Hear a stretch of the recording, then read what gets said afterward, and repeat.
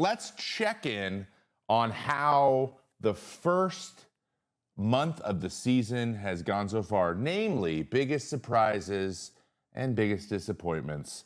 There was a recent poll of actually anonymous executives around the MLB on MLB.com asking them their biggest surprises and their biggest disappointments on the season.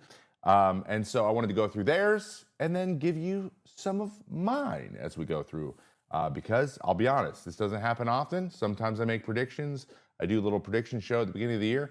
And some of these things have, well, come to fruition. But again, it's a 6-month long season. 1 month is nothing, but it's something. It's not nothing. Executives around the league, the biggest surprise teams, there was 2 big ones. One kind of ran away with it, but I included both of them. And those would be the San Francisco Giants and their counterparts across the bay, the Sacramento A's. Amongst executives, they were surprised by how good these 2 teams have been at the outset of the season. And I will say, I agree in a lot of ways. Though, the A's being better doesn't actually surprise me that much, considering they spent a little bit of money in the offseason. They went and got more of a front-of-the-rotation guy in Luis Severino. Getting Jeffrey Springs was big. I thought they got some guys with some experience to build around their core. And then their entire core was back. Shea Langeliers, J.J. Bleday, Jacob Wilson, Lawrence Butler, Brent Rooker. Like, these guys have been there, and they've been getting better every year. So them getting better again this year and being positive, above 500 team is not surprising. Actually, they're 19-16, even after that devastating loss they had in Miami the other day. Though they have a negative 22 run differential, it's not super surprising.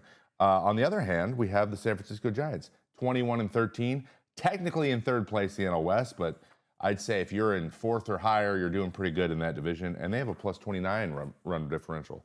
The executives are excited or surprised by those 2 teams, but my 2 teams that I was most surprised by are the Giants and the Cubs. We just talked about the Giants. I didn't think it would happen right away. I didn't think that Wilmer Flores was going to come and do what he's doing. But I do anticipate them leveling out a little bit. I just don't know how much that will be. But on the other side, the Cubs, I knew the Cubs were going to be better this year. I just didn't know if PCA, Pete Crow Armstrong, was going to take another step forward with the bat, and I didn't know how Kyle Tucker was going to fit into their lineup, and if he was going to make a big of a difference being an upgrade from Cody Bellinger. But I think that the jury has come back with their verdict on that one, and yeah, they're pretty dang good. Though they lost Justin Steele, they've been navigating it with some of the young guys. The Browns been throwing pretty well. We need the Cubs to come around and be a competitive team more often, I think, and it's good to see some of their stuff come to fruition. Biggest disappointments team-wise, though.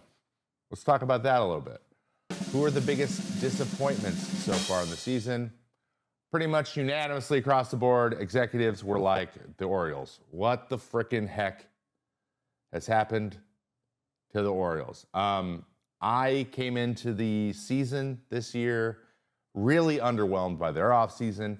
I'm not a huge fan of just people who own baseball teams in general. I think that having that much money just inherently makes you kind of insufferable sometimes. And the only thing we've heard from Rubenstein, their new owner, after taking over for the Angeloses, is that we need a salary cap, because he's very clearly only worried about dialing in that investment, dialing in that return on investment. And dude, you've been here for 10 minutes. I just want to hear you talk about baseball as if you like it, or that has anything to do with your decision to own one.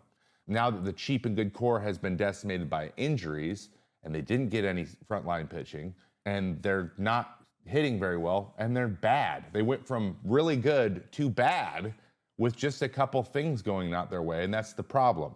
You want to build depth. You want to shore up your ability to fill in gaps when you need to wait for guys to come back. They didn't do that. So that didn't surprise me one bit. And believe it or not, I did this. My team that I'm disappointed in is also the Orioles. Am I surprised? Not really. I am surprised about how hard Charlie Morton has struggled out the gate, but I don't anticipate him being this bad this year, but he's throwing out of the pen now. I mean, let's see what happens when they get some of their guys back, when they get, Kittredge back to help in the back in the bullpen. Felix Bautista's starting to look better. They're going to get going a little bit, but I don't know. I don't know what the plan is past that. We need that game. You need a closer, a stopper in the bullpen. You need a game one starting pitcher, and you need 2 position players locked in to be your core in the lineup. That's what you need. That's what every team needs. You can water it down to that. And they just didn't do they don't have a number 1 pitcher. They do have a closer, and they have Gunnar and Adley. So, like, they just need a number 1 starting pitcher. But they didn't do it. They had all the opportunity. They should have went all in on getting Crochet, but they didn't. So, I'm out. The Orioles are. But what about players? Surprise players. Let's talk a little bit about what the executives say. Executives, real high, Young-Hoo Lee.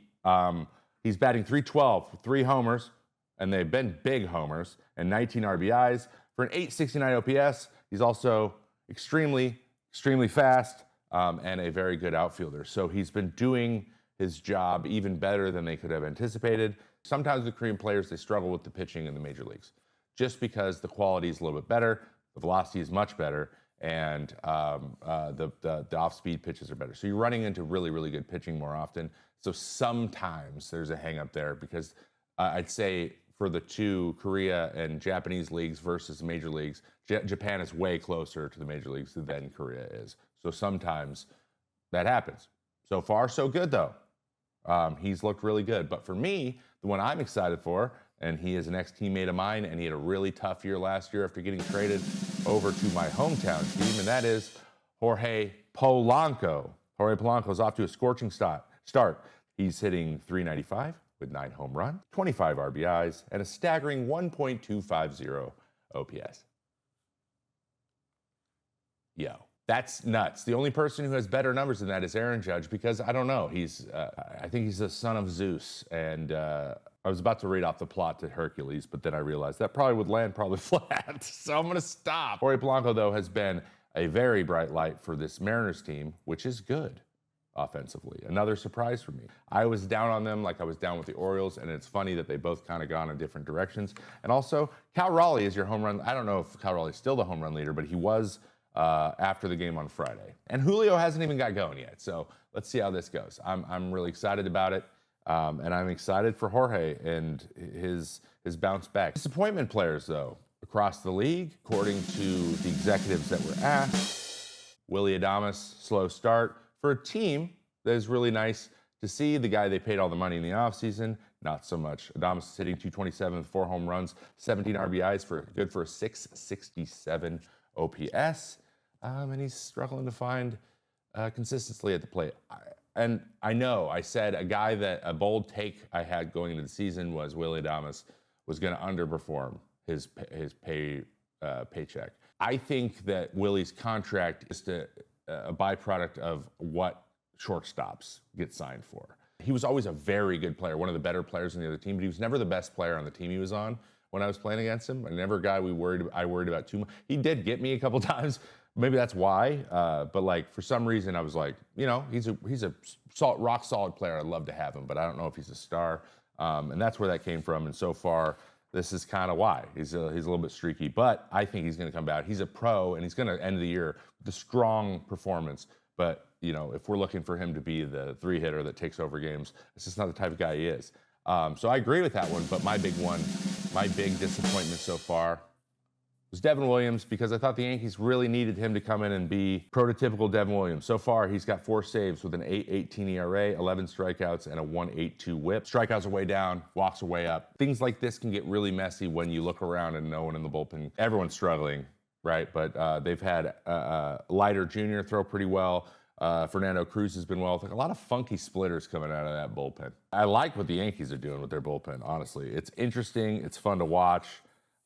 As a pitcher myself, it's a good time. So a couple other surprises that I just wanted to touch on. Already got into the Mariners. I did not anticipate the Rockies being actually worse than the White Sox.